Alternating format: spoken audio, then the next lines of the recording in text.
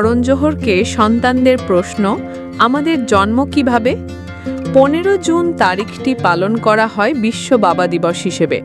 যদিও বাবাকে ভালোবাসার জন্য নির্দিষ্ট কোনো তারিখের প্রয়োজন হয় না, তবুও দিনটিতে বাবার প্রতি সন্তানদের ভালোবাসার নানা চিত্র প্রকাশ পায় বিভিন্ন মাধ্যমে।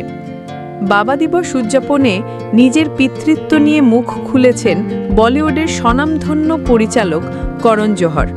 যমজ সন্তান যশ ও রুহিকে নিয়ে তার অভিজ্ঞতা যেমন আবেগময়, তেমনি অনুপ্রেরণা যোগায়। 2017 সালে সারোগেসির মাধ্যমে বাবা হওয়ার সিদ্ধান্ত নিয়েছিলেন পরিচালক প্রযোজক করণ জোহর। সেই সময়ের সাহসী পদক্ষেপ আজ 8 বছর পেরিয়ে এক উজ্জ্বল উদাহরণ হয়ে উঠেছে।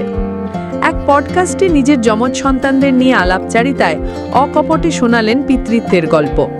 ফ্যাশন ডিজাইনার এবং অভিনেত্রী মাসাবা গুপ্তার সঙ্গে কথোপকথনের সময় করণ জানান, এখন যশ ও রুহির 8 বছর বয়স এবং তাদের মনে প্রশ্ন উঠে, আমাদের জন্ম কিভাবে?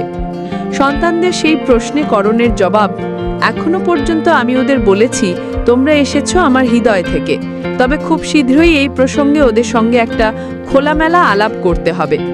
পিতৃত্বের যাত্রা যে সহজ ছিল না তা স্বীকার করে নিয়েছেন করণ, তবে সেটাই তার জীবনের সবচেয়ে সেরা সিদ্ধান্ত বলে জানান তিনি।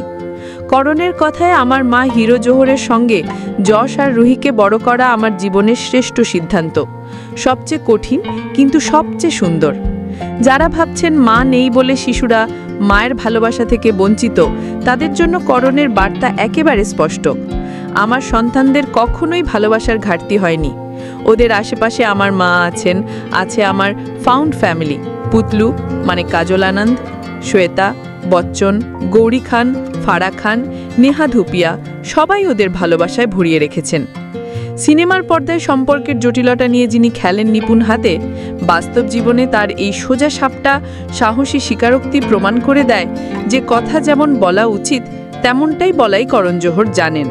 রকি ও রানিকে প্রেম কাহিনী সাফল্যের পর এখন করণের জীবনের আসল গল্পটাই সবচেয়ে বড় প্রেরণা। একক পিতৃত্বে সাহসিকতা, দায়িত্ব আর নিঃশর্ত ভালোবাসার অনন্য নিদর্শন।